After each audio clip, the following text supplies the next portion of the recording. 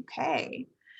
Hello, everybody, and welcome to our first event for members of the class of 2021 this summer, your post-grad job search. I'm Amanda Dye. I'm the Director of Advising and Programs at Beyond Barnard, and I have my two esteemed colleagues here with me today who will introduce themselves. Lindsay, you want to go first? Sure. Hi, I'm Lindsay Granger Weaver. I'm one of the Associate Directors on the Advising and Programs team and also Beyond Barnard's Equity Lead. And I am Alexa Hamill. I'm the other Associate Director for Advising and Programs. I'm also an alum. I graduated in 2013, and I lead a lot of our mentoring programs. So we're all really excited to get to talk with you today and hopefully to help a little bit with some of your lingering questions about getting that first job after graduation. So we have a presentation today that I think will take about half of our time, and then we'll save the rest for Q&A. Like I said, you are welcome to participate by opening up your camera and mic and talking to us. You can also put questions in the chat box, and we'll come to those at the end of the presentation. So with no further ado, I will start that. Okay. So hopefully everybody can see this first slide. So again, welcome to Beyond Barnard's Summer Colloquium. We have a great suite of events coming up for the rest of the summer, and we'll tell you a little bit about a few of them in just a minute. Today, we are here to talk about your post-grad job search, and we've introduced ourselves. This is us and Alexa's glamour shot, which I love. And we're really excited to get to talk to you a little bit today. As I said, we have some more events coming up that can be of interest to all of you. Today's event is our kickoff for the class of 2021, and we will have next month an event on networking, how that changes when you're an alum versus when you're a student, and techniques for networking, some of which Alexa is going to kind of hint to later on in the presentation today. We'll also have a really exciting workshop called Taking Up Space, Navigating the Workplace on Your Terms at the end of June 30th. And that's going to be a space for us to talk a little bit about what it means to bring your authentic self into the workplace and what that transition from college to the work environment really feels like and looks like, depending on you, your identities, all those kinds of things. And then later in the summer, in July, we will do a workshop on negotiation. So if you're getting job offers, how do you manage those? And what happens in once you've started a job and want to advance further in that work, how do you negotiate around those kinds of topics? So again, we're really excited to have these conversations coming up, and please join us. Today, we'll talk a little bit about job searching. So at the beginning, I'm going to talk through a couple of framing questions, some tactics to think through as you are starting to consider job searching or maybe continuing to consider job searching. We'll do a little bit of mythology busting when it comes to some of the things that we often hear as advisors about job search and what's out there and who's getting jobs. We'll talk about leveraging Beyond Barnard now as an alum, what you can do within our services to help you along your journey. And finally, we'll talk a little bit about some concrete steps that you can take to start establishing best practices for your job search. And then Q&A. So to get us started, some of the framing questions that I want to share with you all. I think it's really important to kind of keep yourself centered in this process because job searching can be a really anxiety-provoking kind of a thing for a lot of people. I know it was for me, it always is for me whenever I look for a job. And I think that those feelings are natural, but it's really good to take the space and time to center yourself and really reflect on what you've done so far and what you want to do in the future. So questions like, what are you excited about? What are you anxious about? The challenges that you've overcome, the surprises, good and bad, that you've had in the process of finishing up your college education and starting to think about the world of work. All of these kinds of things are important for you to consider just to kind of keep yourself together in this process.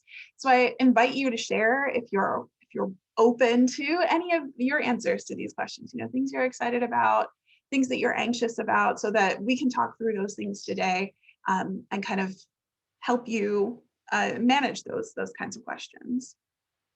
I think it's important once you have thought through those questions, to think about what to do with your answers. You know, there are some suggestions here, and certainly some of the concrete things like getting your documents together.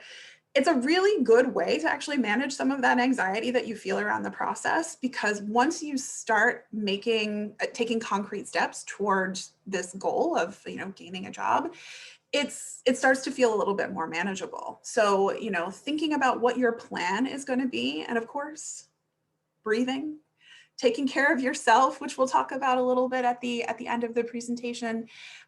We want you to know that even though this feels like a challenging process, it is absolutely one that you can handle successfully. So to turn a little bit to some of the things that we often hear as advisors that we don't think are entirely true. The first is there aren't any jobs on Handshake. Well, one, actually, we've seen really steady increase in the number of jobs that have been posted in Handshake over the past year, which is great news for you all. There are a lot of employers out there. There's a lot of hiring happening right now. But the, I think, more informative answer to that question is, you know, Handshake it's a website. It's not the entirety of your job search. There are a ton of places that you can look for jobs. You know, depending on the industry that you're interested in, you might look at specific sites. There are a bunch of examples here that are helpful if you're thinking about, you know, careers in more the nonprofit sector, or maybe careers in media, careers in higher education are all represented here. Sites like LinkedIn are places where you can look at job opportunities across a really wide range of industries as well. So keeping in mind that there are many resources to help you kind of connect with job opportunities, not just Handshake, is the most, I think, the first most important thing to hear. And the second thing that we often hear is that I have a non-traditional Barnard career path. And one of the most exciting things about working at Barnard, and working at Beyond Barnard in particular, is that there isn't really any such thing. We are really excited by the fact that our graduates go into many different industries, and that there's no one industry that really overpowers all of the rest. So as you can see here, these are outcomes by industry for last year's graduating class. And you can see that, you know, top categories are really different from each other. So there's education, financial services, healthcare, biotech, life sciences, law, government, and politics are all kind of the top four. And those are all completely different fields, right? As you can see, there are lots of other industries that are really well represented among our pool of graduates. And I think that that's really important to keep in mind, so that you know, in the context of working with us, when you come to meet with an advisor at Beyond Barnard, you'll know that we have worked with students who are interested in this very wide range of career paths, and we're here to help you kind of no matter what your interests are. So don't think of us as a resource for only certain people. We want to help no matter what your career interests are. And to kind of hammer home this point, so on this slide, the tiny text that you cannot read and are not really supposed to be able to read is a list of all of the employers that have hired Barnard grads over the past couple of years. I pull out a few here just as examples to show the very wide range of employers who have hired Barnard grads over the past few years. Really, our grads go everywhere. And we do encourage you to come and talk to us and get the help for whichever path it is that you want to take. Another myth that we hear a lot is, oh, hiring is over. I can't do this. I can't be in the industry that I want to be in. And that's also not true. Hiring never ends. In the real world, there are always things that come up. Somebody has to leave a position unexpectedly, or somebody who expected to be able to accept a job now has different circumstances and needs to go somewhere else. There are always jobs. It's just a question of trends. So some of the examples here, which I won't go through in detail, kind of just by different industries, you can see that yes, there are some industries like, financial services and consulting are really heavy in the fall, particularly with very large corporate employers. But recruiting in those industries does continue in the spring and summer for smaller firms, for more boutique organizations. There's a lot more variability, and it often goes very quickly in those kinds of industries. But in other industries, fall recruiting is actually not really the norm. And it's much more common to see around this time, the spring through the summer, much more of a presence of those jobs. So keeping in mind that, depending on what it is you're interested in doing, there are going to be opportunities out there, and it's just a question of connecting with them. And speaking of connecting, I'm going to turn it over to Alexa to talk a little bit about how you can use Beyond Barnard to start making those connections. Absolutely. So like I said, I oversee Barnard Connect, which is our mentoring and networking platform. It's designed exclusively for Barnard students and alumni. We launched the platform in September 2019. And since then, we have over 950 alums and we have over 1,100 students. And this is all volunteer. So that just goes to show how many students are interested in receiving these mentoring opportunities and how many of these alums are really willing to give back to the community and help Barnard students. So I always like to say that, it's not enough now to just simply kind of apply for jobs online. I always say half of it is just submitting an application, but the other half honestly takes the networking and the mentorship for you to be introduced to opportunities you maybe didn't even know existed had you not spoken to somebody. Or, I also have a lot of students that say, I don't really have relevant experience. So to have somebody internal who can say, I spoke to this individual, and although she may not have a lot of experience in research, she worked here where she gained these transferable skills, etc. So kind of making the case for why to hire you for the recruiting side, but then also prior to just recruiting, really using your network of alums to really gather information about job functions, industry resources that are really specific to your interests. Because at Beyond Barnard, all of our advisors, including myself, are all generalists, meaning we don't necessarily specialize. Dr. Dye does specialize in pre-health, but for Lindsay, myself, Christine, Greg, we don't specialize in a particular industry. So once we have students that know what their interests are, we really consider these alums the experts that can really kind of take you to the next level and really giving those specific details. So you can see here, this is what the platform will look like after you are registered. If you don't have a Barnard Connect account, all you have to do is go to that URL at the top, and you would hit join the community, answer some registration questions, and then you'll get some suggested mentors. Once you go through that step, you'll see when you click on the Explore the Community tab at the top, there are tons of different ways to filter through alums. So it could be as specific as industry, what was their major, we have a variety of identity-based questions, what are their long-term goals, or you can also just put in a keyword, and then any of the alums that meet that criteria, their profiles will populate below. And then you can do some preliminary research, look at their profiles, look at their job titles, do some research on what it means. What is a job description for somebody in that role? What did they do when they were a student in order to be in this successful role that you potentially see yourself in? So that's how you can filter it and eventually do outreach for any of the alums that you feel really align with your interests and goals. So in addition to Barnard Connect, so I always say to start on Barnard Connect because again, the community is really exclusive to us.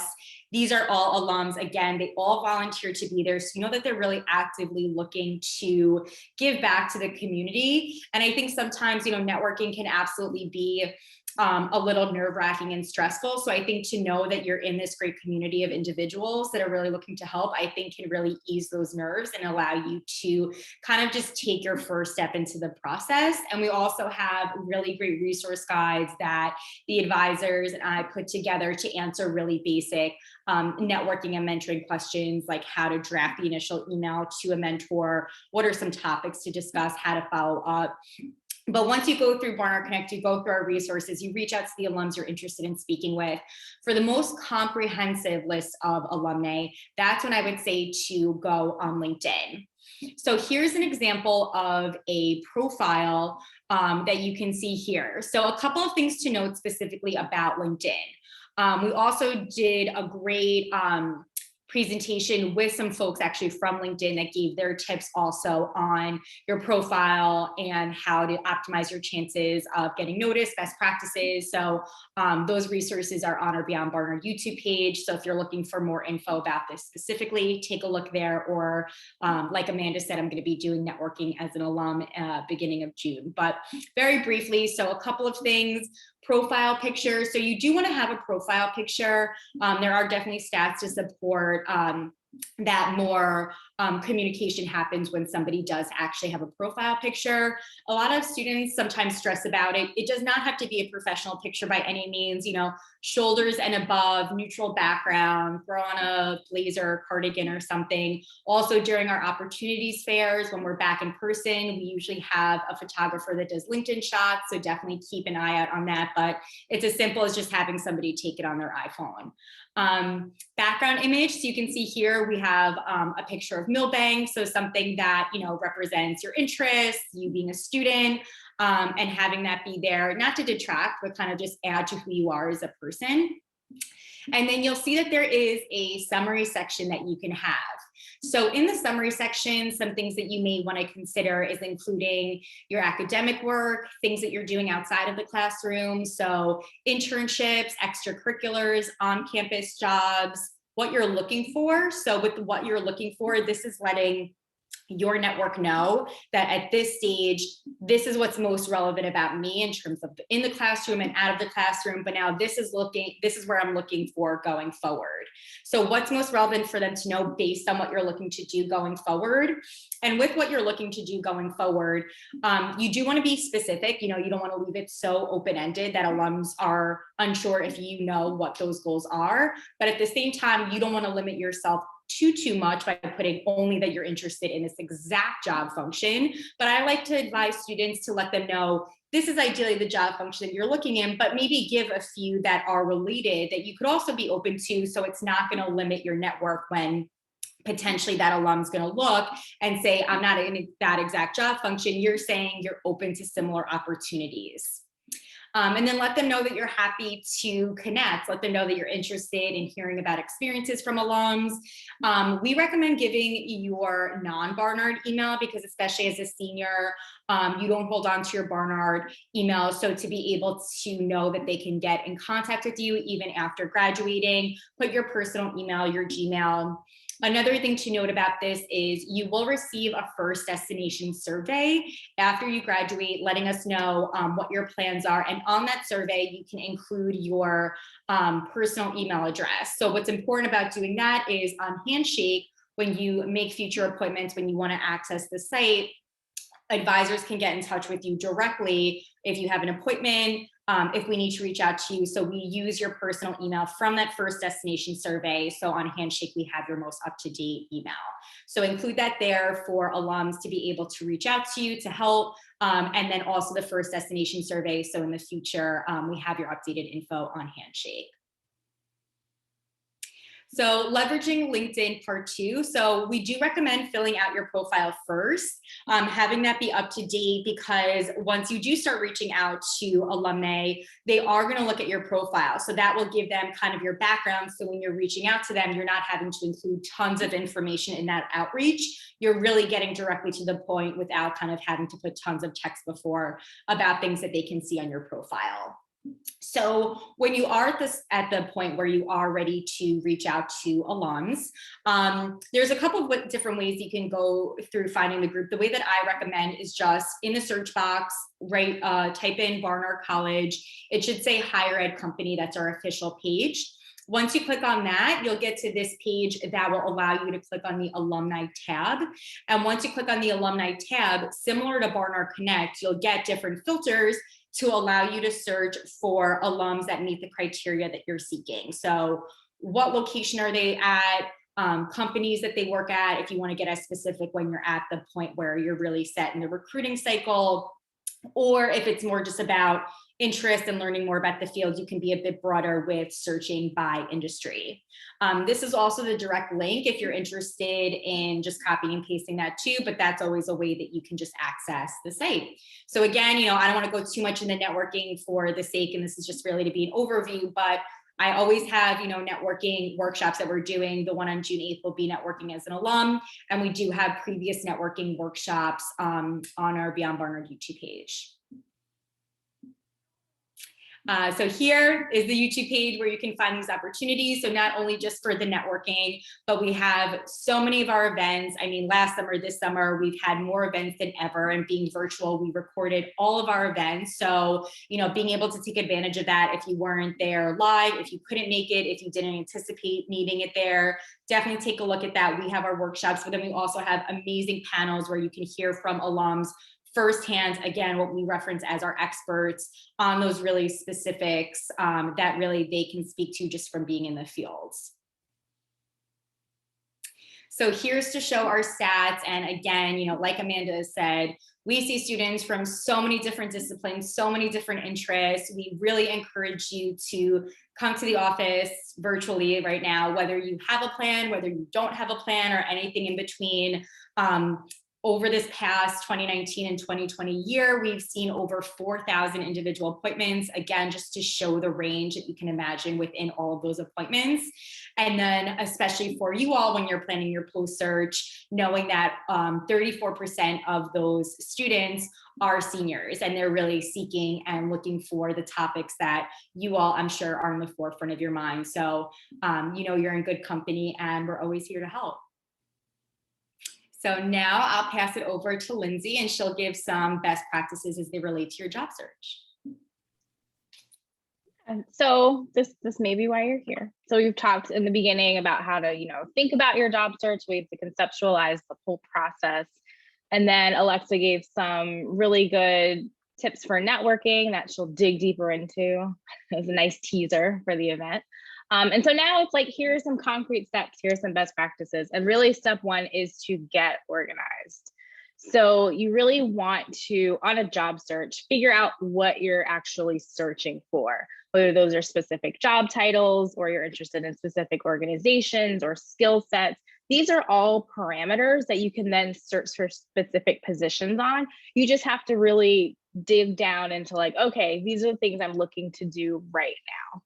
Next, you really want to decide who you're looking for. So Barnard Connect and LinkedIn, as Alexa mentioned, have a broad swath of alums who are able to kind of talk about their experiences in all of these different industries and areas.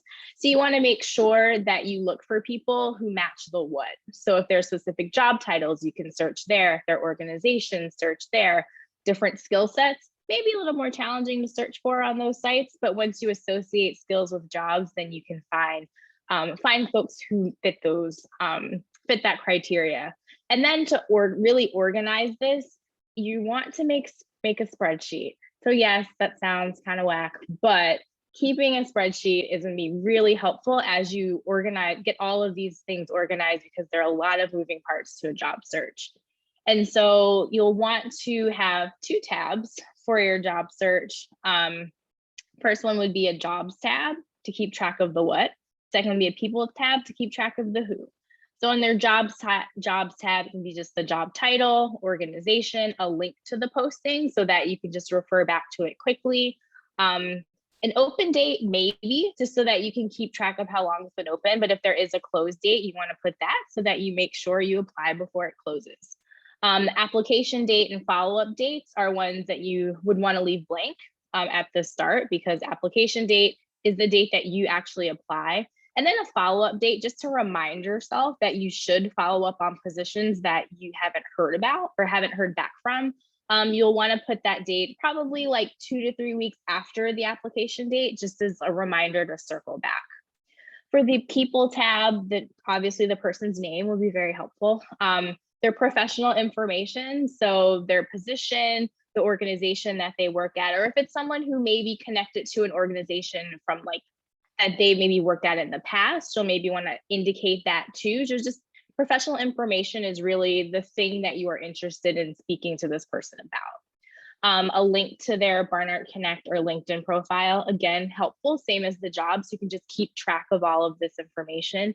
And then outreach date. So this can be the date that you reach out to that person, or give yourself a deadline to do that outreach. You can also have a follow-up date if you want to, and just kind of extend it out into the infinite space that is a spreadsheet. But these basic column headings will be really helpful for organizing your search. And so next, you want to create a schedule, which again, not as great, not a fun task, but schedules will really help you manage your search without having your search control your life.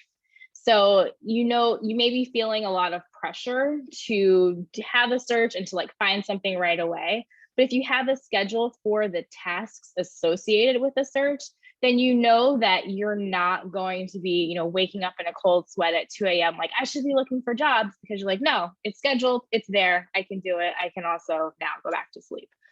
So in that sense, it also helps you manage the stress of a job search. So this is a sample. Again, it's like the broadest possible, and this is one that could work. I would say the key really is to create something that'll work for you. So in the sample, like you spend a day looking up jobs and adding the ones that you like to your spreadsheet. Then the next day you create or update your documents to match the specific jobs you want to apply to. The next day, review the people on your tab, people in your people tab, to see who you may want to reach out to that's either connected to those positions, or doing that type of work that is in this chunk of jobs that you want to apply to. Thursday, after your documents from Tuesday have marinated, you can look at them again to get that fresh set of eyes, and then actually apply to the jobs that you've decided to apply to from that spreadsheet. And then update the application date tab, and then also the follow-up date tab, so that you can keep track of, when you applied and then when to follow up. And then the next day to follow up from your people that you've been networking with before, or follow up from previous jobs. And so this is, again, it's just a sample. I would say in creating your schedule, think about when you do specific things the best. So if you have a lot of energy at the beginning of the week, maybe that's when you start to do that networking. And then closer to the end, you kind of like hunker down and do the specific computer-based tasks, like updating documents, or actually looking up jobs. One thing I've heard from people, random, but like Thursday is a good day to mentally apply for a job, because you're not feeling like they're going to get back to you on that Friday. And then you've got the weekend to kind of let that get out of your system before you go back and start anew. So if that's something that you need to think about, think of little ways that keep yourself motivated. Something, because again, if you take the time to create your spreadsheets and create a schedule, but then you don't act on it, or it's not a schedule that actually fits in your schedule in your life, then you're not going to do it. And then it's not going to be helpful. And it could be another thing that you stress out about. So create a schedule, make it nice, make it work for you.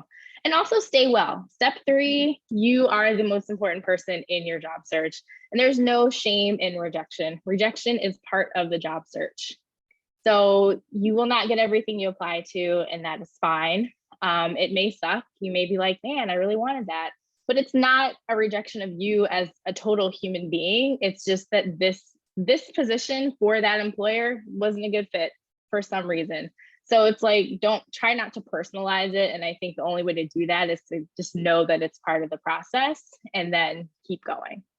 If you get overwhelmed, which is normal because this is a very overwhelming process, take a break.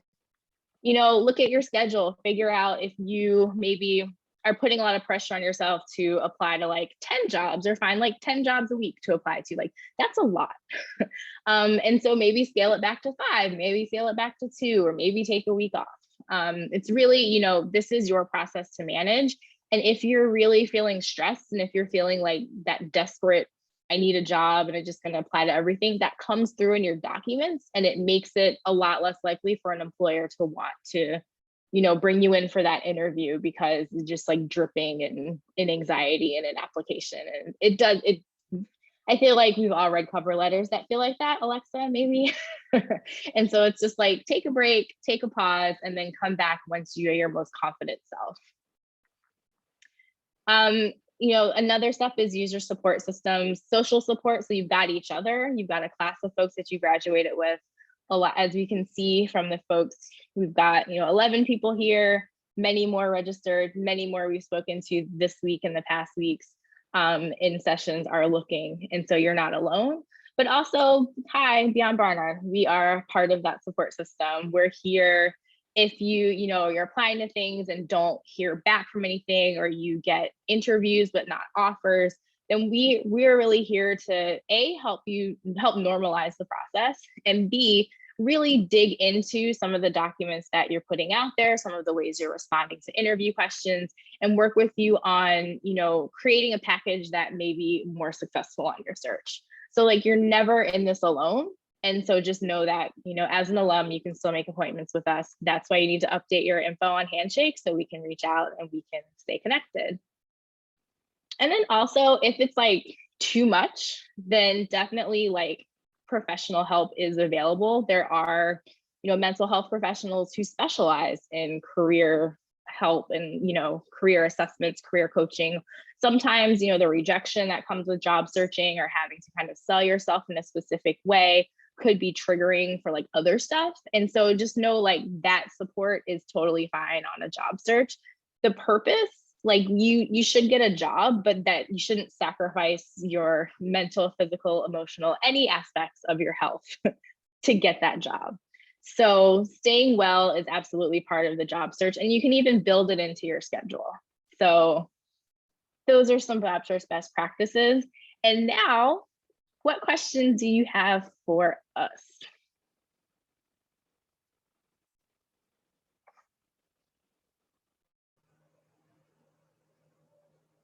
So questions you're welcome to put in the chat box.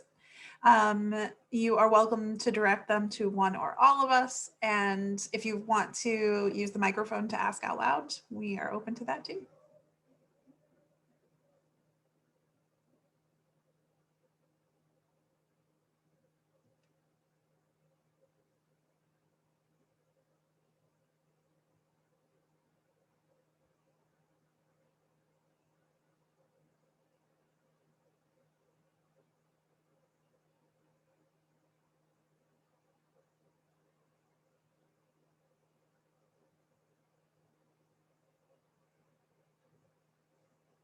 Go ahead. Hi. Okay, this is going to be kind of a long ramble of a question, but is it ever weird if you're applying for a position at a specific company and you have someone in your head who either has worked really recently for that exact company or is currently working for that exact company, to reach out? Can you say that you're applying for the position at the company while you're talking to this person? Is that a good time to sync up the networking with this person? Or should one network at a different time more generally with the person? Does any of that make sense? Yeah, no, it definitely makes sense. I get this question a lot, and I think it is a little bit of a tricky, complicated situation. I do say networking is a little bit of an understanding sometimes social cues. You'll see some alums are a little bit more informal, and right away, you make a great connection. They're like, let me know when you apply, or I'm going to definitely be able to help you. And that's an ideal situation, right? They basically put it out there. I think that besides that ideal situation, with networking, you always want to network prior to the application season. So that way you have the opportunity to build a rapport with these individuals prior to trying to rush the process of I submitted my application, now I need to build a rapport well enough to feel comfortable asking. So I think it's important to build a rapport now. If you have some dream companies in mind, like we showed you on Barnard Connect and LinkedIn, you can search by alums that have worked there recently, are currently working there. So you can search that way and start networking with them. But I think the biggest thing is, especially in the beginning, the reason why you're networking is to seek advice and build a rapport in a way that that alum or that person feels very confident that referring you is going to be a good reflection of them. So that's really the point behind them really needing to build that rapport is, one, they're not feeling like, oh, she's just asking me because she wants to use my connection to the company, and or I don't really know this student well enough to feel super comfortable doing that. So I think that that's why really starting early in the process before even really actively submitting applications is great. And then that way also, you're also getting additional information from them that may be helpful for you to know. So if they recommend, I suggest, getting a leadership role in an extracurricular, or, reach out to this person. These are all things that you can do ahead of time. And then eventually, you can say after a couple of times that you spoke, I, applied for this position, or this position open. Do you have any recommendations for me? So it's your way of introducing the fact that now there's this position that you're really interested in. And that's generally the time that you'll find, if that alum feels comfortable being like, oh, let me know when you submitted, or, oh, I know this person that's recruiting for the position, or put me down on the application, or in some capacity. But I think like the takeaway from this is just doing it before you're going to be in an active application season.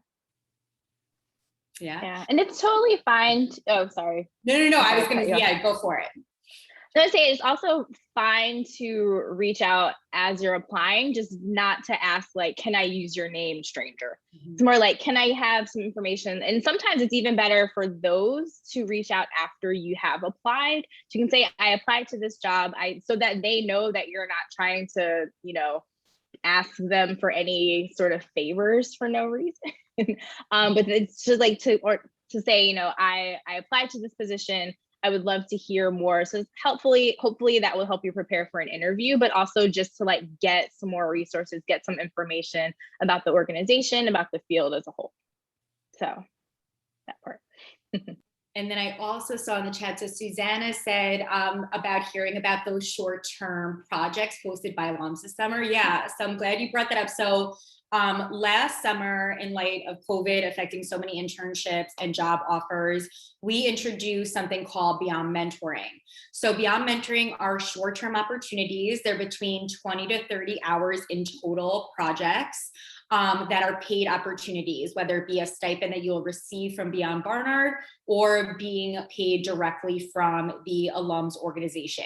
So alums can offer the projects, friends of the college, parents. It's really an opportunity to receive transferable skills, something you can add to your resume, but then also experience, mentorship really one-on-one with someone that's going to be guiding you through this project. So right now we're still gathering alumni projects and other besides alumni projects. Eventually though, if you have a Barnard Connect account, and I recommend all of you have one, because that's how I communicate about the projects, is through student users, because that's how you're able to apply for projects. So once you have a Barnard Connect account, you'll see that there's a projects tab at the top. Right now you won't see any, because again, we're still gathering that information. But once that's there, which you can anticipate maybe in a couple of weeks, 3 weeks, you'll probably start to see that. And or you'll also get a direct message from me once you're on Barnard Connect saying that these opportunities are now open for you to apply to. So it looks like we have another question about updating information on Handshake. So the first way that you can update information for us, which includes like, your email address, your permanent email address, your physical address, a few other things, is through the First Destination survey. So that survey went out through Handshake a couple of weeks ago to everybody who is graduating with the class of 2021. You can fill it out now, even if you're not 100% sure about what your first destination is actually going to be, and then resubmit later once you know what your gig is going to look like, all that sort of stuff. It's really helpful to us for understanding how people use our services and where people go after Beyond Barnard. So the really pretty pie chart that I showed you earlier, that's from the First Destination survey. So if you want to help us continue to make very beautiful pie charts, please submit that. And that's I think the primary way that you can update your contact information with us, so that we can then put that into Handshake. And then in terms of access to Handshake, it doesn't really change. The way that you log in may be different when you're not logging in with your CUID, but otherwise, you're going to have access to events. You're going to have access to advising through Beyond Barnard in exactly the same way as you always have. We have another question. So let me read it. And whoever wants to answer it can. So the question is, I've been trying to restructure my approach to cover letters, and I was looking up tips online. A lot of sites mention using a hook for the opening before leading into the I'm applying for position X at company Y. The examples I saw felt a little cheesy to me, but I'm genuinely curious if that's effective. Lindsay, Alexa, what do you think?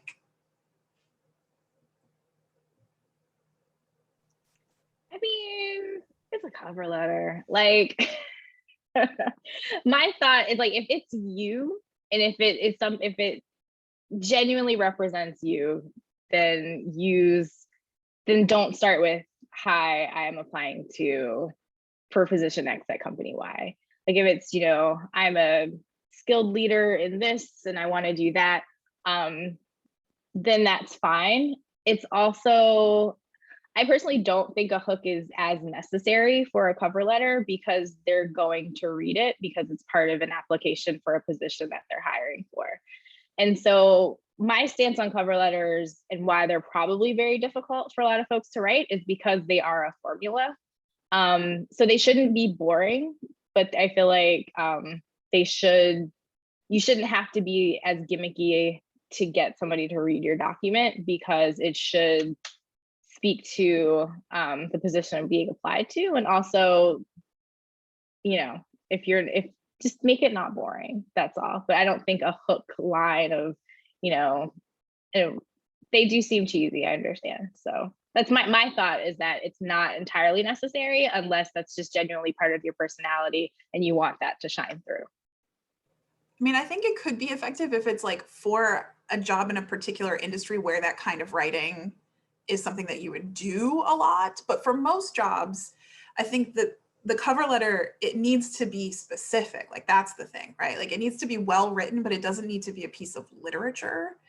The important thing is getting across the information that the person who's reading it needs to know about you. So for me, like when I'm reading cover letters, when I'm hiring for some position, I'm not so concerned about that opening line being like jazzy as I am being able to quickly scan the rest of it and say, oh, this person has relevant experience or skills or something that I'm looking for that shows me they read the job description and that they have written this letter in response to that description directly.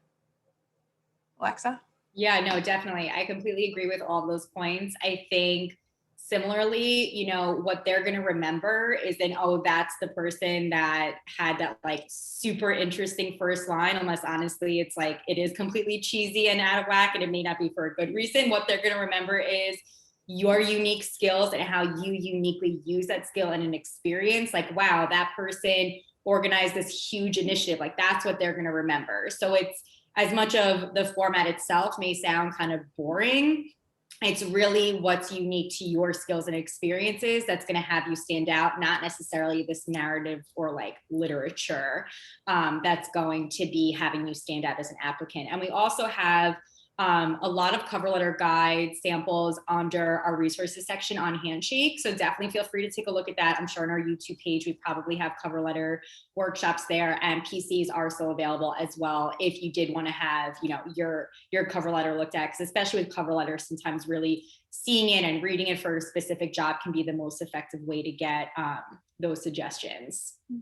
And the case for the applying for job X at company Y and that being very clearly visible is that then they immediately know that you have at least produced this document, no matter how much of the writing in it is exactly specific, but that you have at least produced a document that is specific to that job.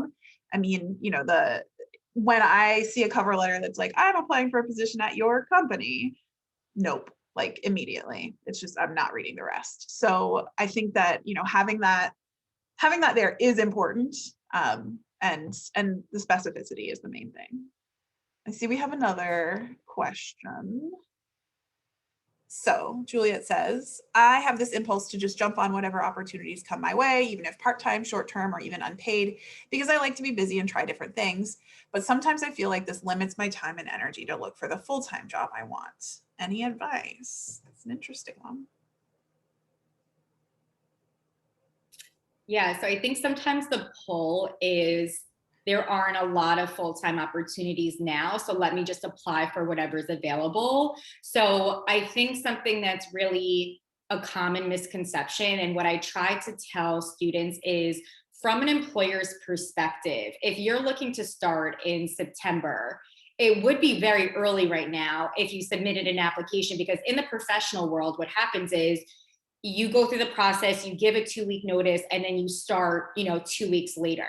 So if you think on the employer side, how they're thinking of things, if you're looking to start in September, now is a very early time to be submitting something, because if they start the interview process, they're going to be looking for somebody who's going to be able to start sooner than 4 or 5 months from now.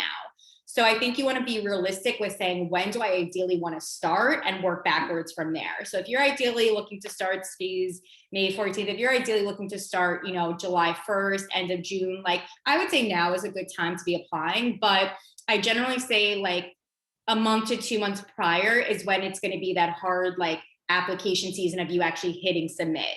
So I think that's one way to calm those nerves of just feeling like I want to jump on anything because I'm just looking for something. Because then also you may accept something that ultimately isn't exactly in line with what you want, or if it's something that's part-time, short-term, you also don't get a lot of the benefits that you get when you are full-time. So for example, health benefits, 401k, like, you also want to be mindful of those things, and just having the stability of being in a full-time job, not knowing that you don't have to just start this process all over again by the end of summer. So I do find a lot of times the pull to apply for just anything sometimes comes from not understanding the recruiting cycle and being nervous, if I don't apply, I won't get anything. So knowing that it's just may not be the time right now, depending on when you're looking to start. And then on the other side, saying, am I just easing my nerves right now by applying for things? But is this really making sense for my long-term goals and what's important in me having this full-time opportunity? I think too, like, if you're saying, you want to be busy, and especially the idea of trying different things, it may be that you should prioritize looking for full-time jobs, and then think of other things as like, what can you do? What can you try out as a hobby? What sorts of activities could keep you busy while you're still looking for the job?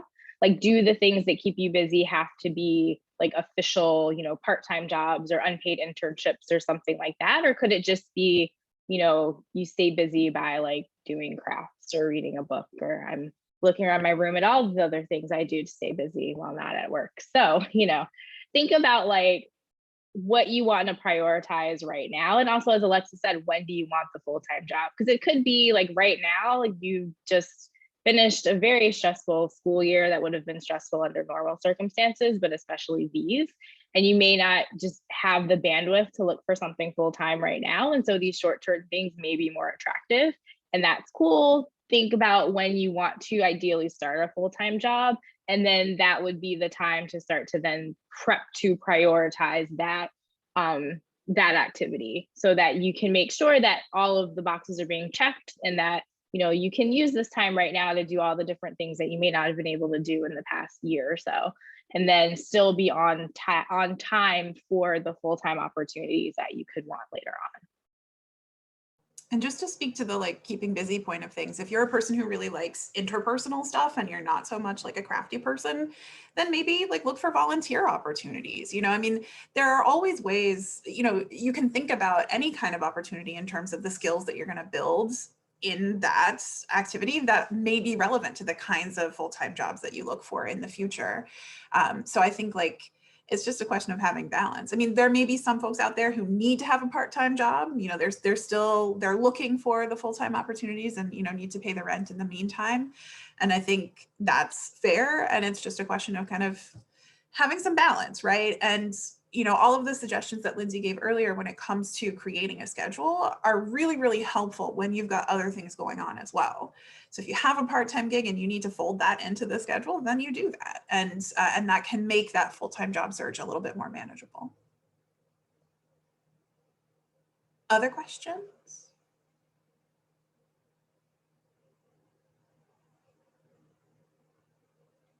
Okay.